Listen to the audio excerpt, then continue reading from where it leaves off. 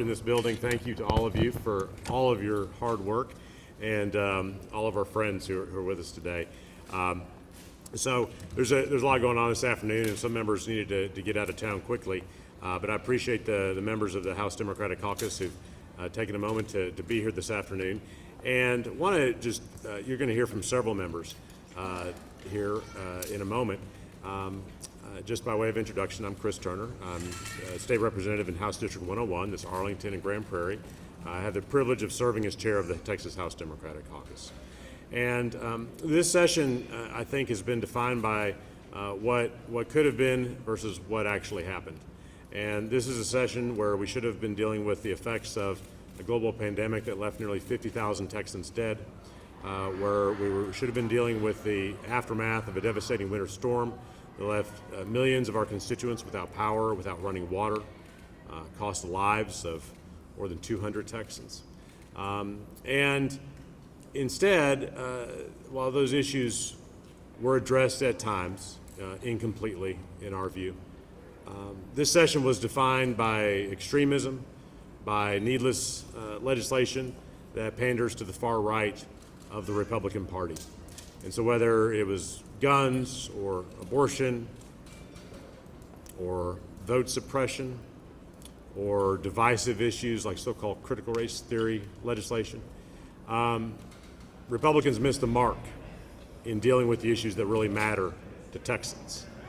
But I'm so proud of the House Democratic Caucus and how hard the 67 members of our caucus have fought day in and day out.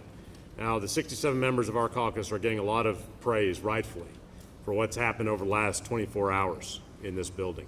But they deserve equal praise for what they have done for the last 140 days, every single day fighting for the people of Texas and the people that we all collectively represent. Let me just speak briefly to yesterday. As I said in my statement last night or early this morning, I don't remember which it was, the 67 members of our caucus have, from day one of this session, fought with everything we have against legislation to suppress the vote in Texas, to make it harder for people to vote. And we know what those bills are aimed at. They're aimed at making it harder for all Texans, but especially Texans of color, to cast a ballot. That is wrong. It is discriminatory. It has no place in the United States of America. And I want to emphasize it was every single member of our caucus who fought this fight and won this battle yesterday. Every single one, members of our caucus. But I want to especially thank and especially acknowledge the leadership of a few individuals. My dear friends, the chairs of the Texas Legislative Black Caucus, Chairwoman Nicole Collier, the chairman of the Mexican American Legislative Caucus, Chairman Rafael Anchia, I think I just saw, along with our leader, Chairman Garnet Coleman, who's not here today, chair of the Legislative Study Group, the dean of our caucus, the one and only Sinfronia Thompson, and our incredible Speaker Pro Tem, Joe Moody. These leaders, and many others, these leaders worked alongside me and others day in and day out to fight this legislation to the very bitter end. And it is their leadership and their voices that made this victory possible yesterday. So I just want to thank them from the bottom of my heart. Now I'd like to hand it over to my colleagues to share some additional thoughts on the legislative session. If it's okay, I'd like to start with the chair of the Texas Women's Health Caucus, who needs no introduction either, here from Austin, Donna Howard. Thank you, Chris.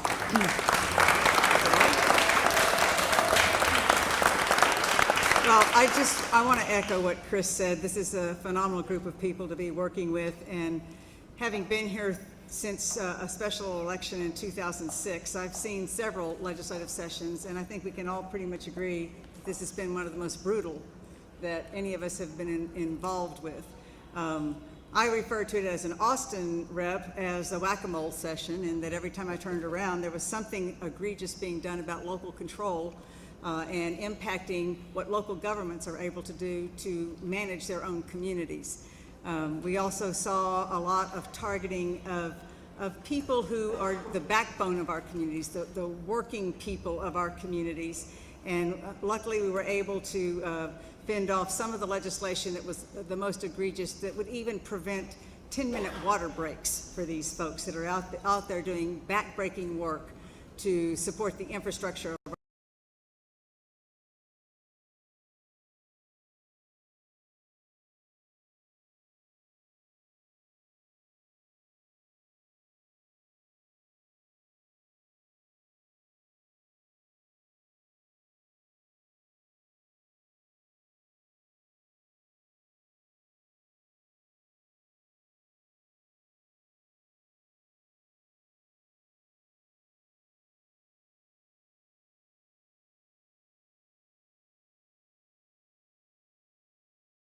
that could be taken by anyone, anywhere, for even aiding and abetting somebody helping a person access this legal medical procedure.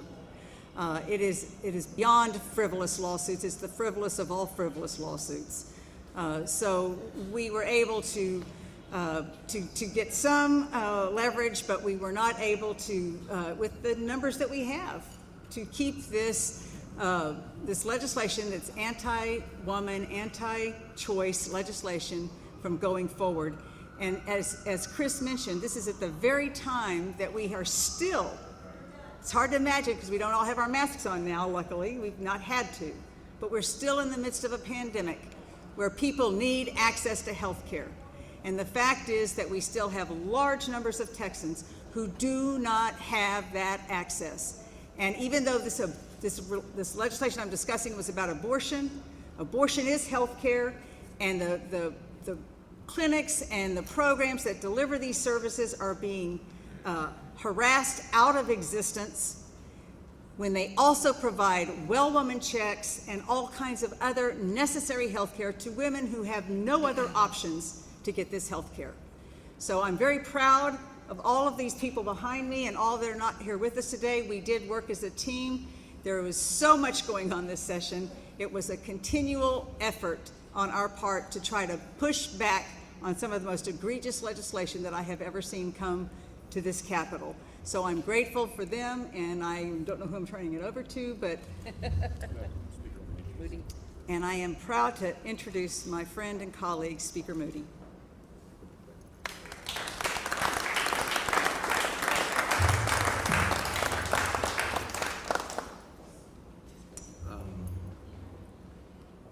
I'll be short.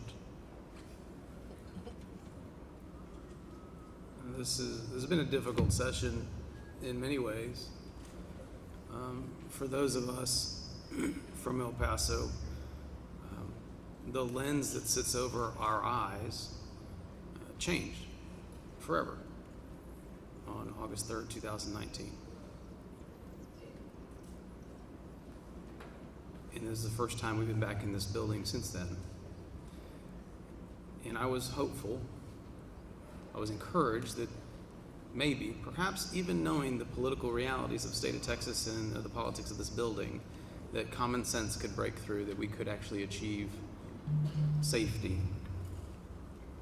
around firearms in the wake of the shooting in El Paso and in Midland, Odessa, and in Sutherland Springs, and Santa Fe, and countless others.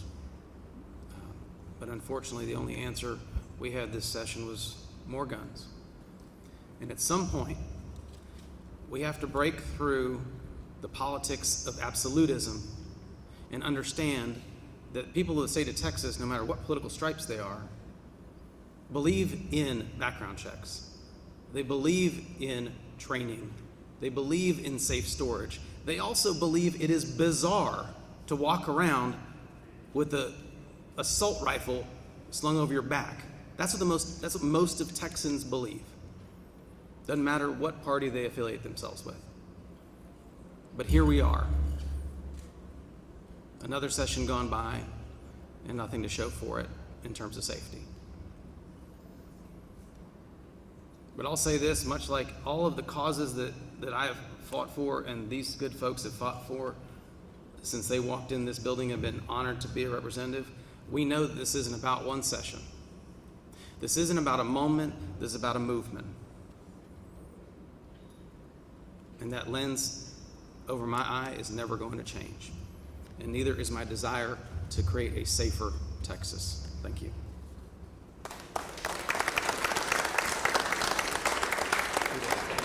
That's all. Chair of the Mexican American Legislative Caucus, Mr. Anchia. Thank you. Thank you, Speaker Moody. No sé si hay medios de comunicación de habla hispana aquí, pero voy a empezar mi plática hablando a la comunidad hispana. Esta sesión ha sido lleno de propuestas de ley muy extremas. Y anoche, este grupo de demócratas, que fue valiente, que tuvo coraje, mató la propuesta de ley que nos quiso negar el derecho de voto. Y para todas las familias aquí que conocen a gente que se está acercando por primera vez al proceso electoral, lo que se intentaba hacer ayer fue no solamente antihispano, pero antidemocrático. Y lo digo como un hijo de inmigrantes, porque yo sé claramente que en nuestra comunidad tenemos tres cosas. Tenemos nuestra fe, tenemos la educación y tenemos el derecho del voto, porque sabemos con esas tres cosas vamos a llegar para adelante. Y sin una de esas cosas nos quedamos atrás. Así es que hablo con sinceridad y con un corazón bastante emocional y pesado, que anoche fue algo terrible con esta propuesta de ley que quiso negar el voto a nuestra comunidad, que quiso hacer que personas partidistas estén en las urnas intimidando a nuestras familias cuando solamente intentan ejercer su derecho del voto. Mi madre es de México y en México solamente había un partido por 75 años. Mi padre es de España. Él salió de una dictadura absoluta y vinieron a este país no solamente por una economía, vinieron a este país por una democracia y por los mejores principios de América. Y por eso su hijo y todos los miembros de la Cámara de Diputados enfrentamos esta propuesta de ley que quiso negarnos la oportunidad de participar en esta democracia y defender la democracia. Eso fue nuestro reto y lo hicimos. Y vamos a estar listos para hacerlo de nuevo en una sesión extraordinaria o cuando sea necesario. I speak English, so I'm going to try to offer those comments that are really heartfelt in English. And I'll just say that my mom, who immigrated from Mexico, left a country where there was one-party rule for 75 years. And my father, who left Spain to emigrate to the United States, left an absolute dictatorship. And so his son sees it as an attack on all our families when the legislature, despite all evidence to the contrary, wants to push laws that make it harder to vote. In the Latino community, we have three important things. We have our faith, we have an opportunity for education, and we have our right to vote. That's it. And that's what this country gives us. Those are the highest ideals of this country. I brought my parents here. And when the legislature tries to take that away, it's not just an attack on the Latino community, the African American community. It's an attack on the highest ideals of America. What we're so proud of as Americans on this Memorial Day, when I celebrate family members who fought and served and some of whom died for America. So today's really not a day about celebration. It's a sad day, in fact, that this legislature, despite a Republican Secretary of State that said our election was safe, secure, and successful, that this legislature sought to pass an extreme bill to deny people the right to vote. It's sad because it's un-American. It's sad because it's undemocratic. And it's sad because it does not live up to the highest ideals of America, which I have taken an oath, and these members have taken an oath to protect. And whether it's in a regular session or a special session, you can count on us being here. You can count on us being counted, and you can count on us for fighting for that precious right to vote. Thank you. Yeah.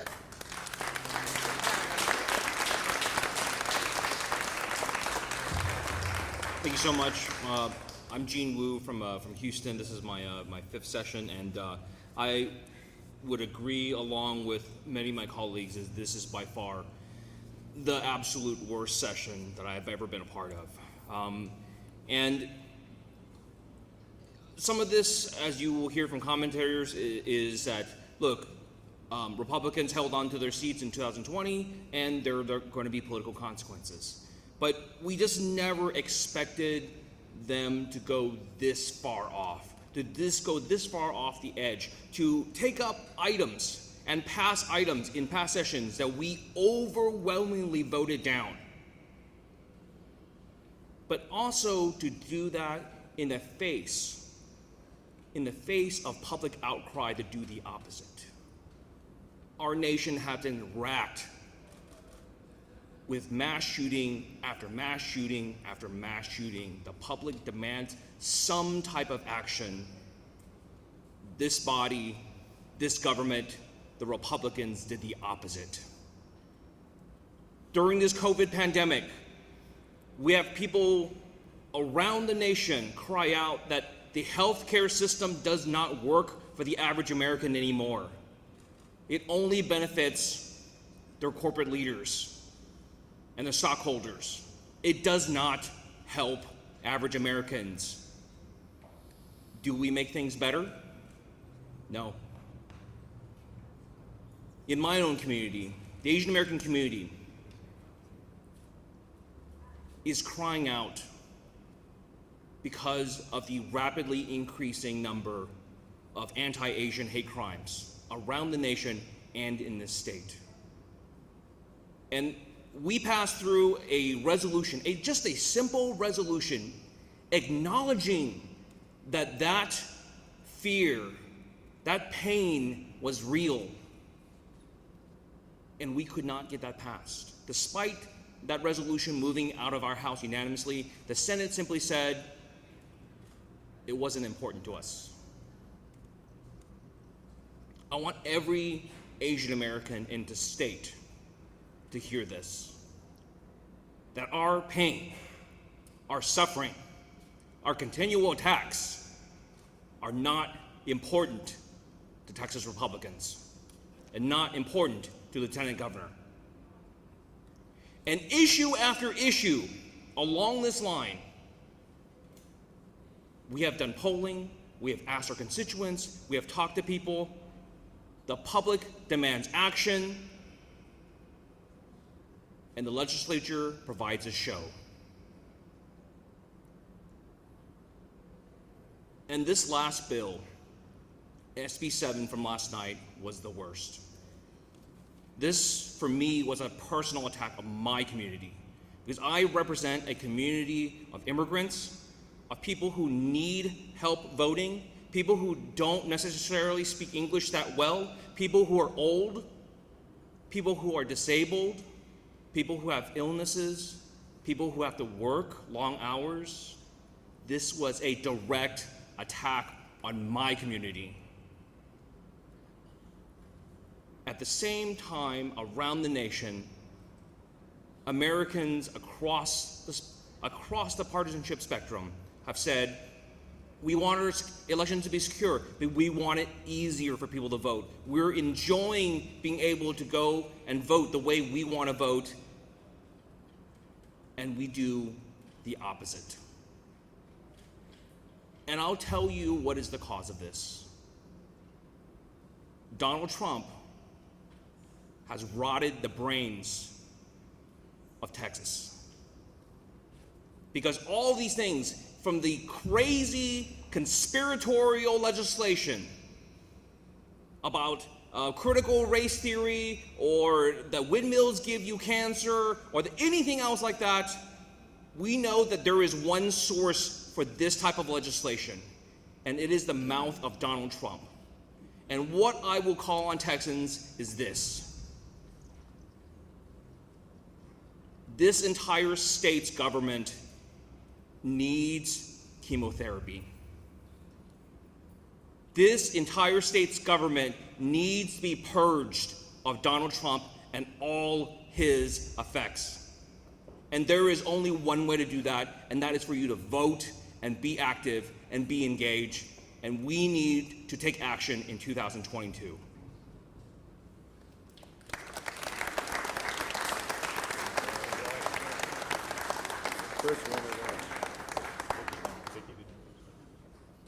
I want to first recognize Michelle Beckley, Art Fierro, Vice Chair Gonzalez. The three of them and myself served on the Elections Committee, and we were at the forefront every day of seeing the voter suppression tactics that were brought forward. We talk a lot about SB 7 and House Bill 6, but it was bill after bill, day after day, every week, 2 a.m., 3 a.m., 4 a.m., seeing one way or another to suppress the vote in this state.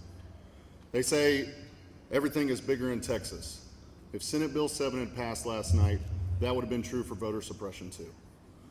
Along with these individuals on the Elections Committee, our 67 members of the Democratic Caucus, who I'm so proud to serve with, we made sure that we would use any tool we had available to us to make sure that voter suppression bill never became law. I've been asked today by reporters, are we worried about the repercussions? Are we worried about what they'll do now? I think as long as you keep reporting and as long as the people keep showing up, the people keep making their voice heard, the time that you buy us by talking to these people in this building about what this voter suppression means to you, if you stay active, the 67 of us will show up every day. We'll stay active.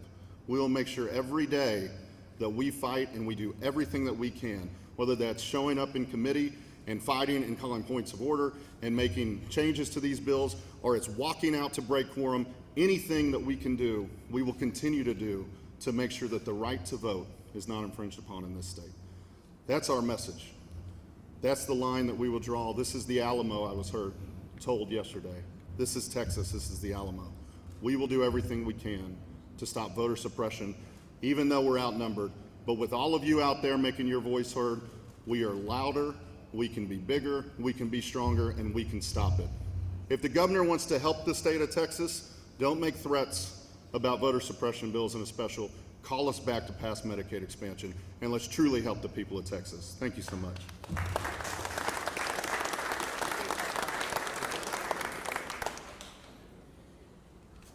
Thank you. I am Representative Michelle Beckley, and I serve with Art Fierro, Don Busey, and Jessica Gonzalez. Sorry, had a moment of tiredness on the Elections Committee. I think you've heard everything about what happened.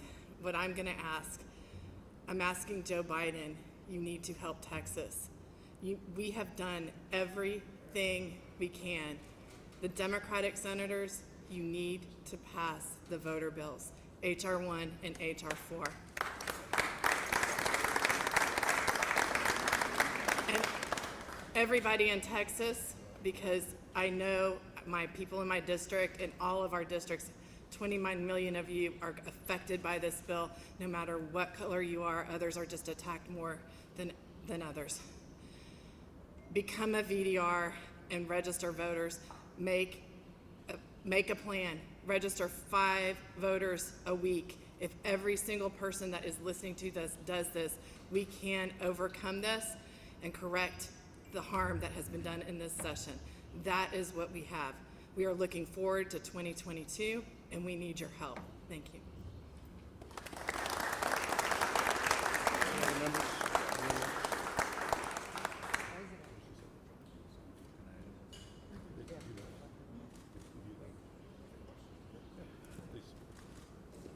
Following up on Chairman Anchia, ¿hay prensa en español aquí o no? ¿Hay prensa en español? ¿Sí hay? Bueno, comienzo un poquito en español también. Como mi gente en Laredo, Texas, muchos hablan español, por si acaso llegan las noticias allá. La realidad es muy simple. Si votamos, vamos a ganar. Si ganamos en las elecciones, ganamos aquí. Si no votamos, lo que han visto en estos últimos 5 meses es lo que van a ver por los 5, 10, 15, 20 años que vienen. Entonces, es muy simple para mí. Tenemos que votar, porque esto es lo que pasa si no salen a votar nuestra gente. Yo sé bien que en este estado tenemos la mayoría de demócratas. Los votantes, la mayoría son demócratas, sea hispanos, afroamericanos, asianos, etc. So, it's a very simple proposition for me. We vote, people go vote, we win. There's a reason why we have this great philosophical difference with our friends on the Republican side about making it easier to vote or making it hard to vote. Very simple. Because we know that if more people pay attention, if more people vote, to me it's very simple, that means they're paying attention. And if more people are paying attention, we do well as Democrats. We win those races when more people pay attention. That's why Joe Biden is President of the United States, right? So, we can only do so much as legislators here. At the end of the day, we have to get a majority, or we're going to keep having what we had this session on the issues that we didn't like, and bills like Senate Bill 7, that's going to keep coming up, because they know that if they make it harder to vote, fewer people will vote, and if fewer people vote, we don't win, they win. But I will remind everyone that in 2020, we didn't have this law in effect, and we didn't pick up 1 seat. Well, technically, I guess we did, but we didn't net any seats. We have the same number of Democratic state reps today as we had 2 years ago. So we only have ourselves to blame. And, I think all of us up here, we're not the ones that need to be convinced. We work hard, I think all of us do in our communities, to engage people to vote. They got to vote, or we're going to keep losing these. And they're going to keep making it harder and harder and harder as long as they have the majority. That's the way it works. That's the way it works. So I very much appreciate that, yes, Chris, Chairman, all of us were united, every single Democrat was strongly, not just a little, strongly opposed to Senate Bill 3 or anything that looks like it, smells like it, sounds like it, walks like it, because it's simply an effort to make it harder for people to vote. And at the end of the day, guys, it comes down to that. If we don't win races, we lose a lot of other issues. We're not going to get more people coverage on Medicaid, and we don't get more folks in the legislature who are Democrats. So I thank everyone who feels so strongly about this. I was asked a little while ago what I thought would happen. I said, well, I believe that we will be back on this issue. And I think the will and determination whether or not to stop this kind of bill will be tested. It will be tested. And I've been here long enough that I've been through those tests before. So we're going to get tested, and we'll see, and I hope that the will to stop this is there tomorrow and in August and in September and however many times the governor calls us back. If it was Rick Perry, we'd be back 4 or 5 times. We'll see what Governor Abbott does. I suspect it'll be at least twice. So, muchísimas gracias. Adelante. So, thank you, Chairman Raymond, and all the members who just spoke, and all the members who are here. Cognizant of the fact, I think it's about 98% humidity out here. I will move to answer a few questions now if any of our colleagues in the press have any. What kind of threats or retaliation have you had? Say it again. What kind of threats or threats of intimidation? Towards us? I haven't been threatened. Did you expect any? We can only control what we can control. So we'll see what the governor decides to do. He's already stated we're going to have a special session at some point to deal with redistricting and federal funds. It's his prerogative if he adds additional items to that. But that's always been the case. Nothing has changed there. Governor Abbott's also said that the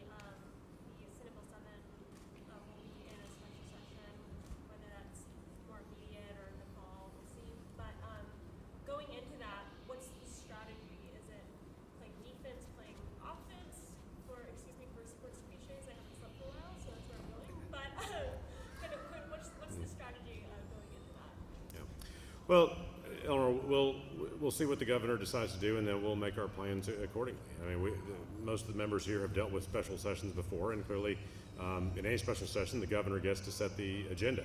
That is the governor's prerogative under our Constitution. But legislators have tools at their disposal, as we showed last night. So we'll just have to see what happens and where it goes, and we'll make our plans accordingly. But we'll be ready for whatever comes. But y'all have concerns that, going into a special session, it could end up being a bill that y'all view as worse than the bill that was actually, proposed today. How do you? Well, that's up to Republicans eventually. So, the bill that we defeated yesterday was a terrible vote suppression bill. I guess conceivably they can come up with ways to do even more discriminatory vote suppression. That's up to them. They can decide what they want to do there.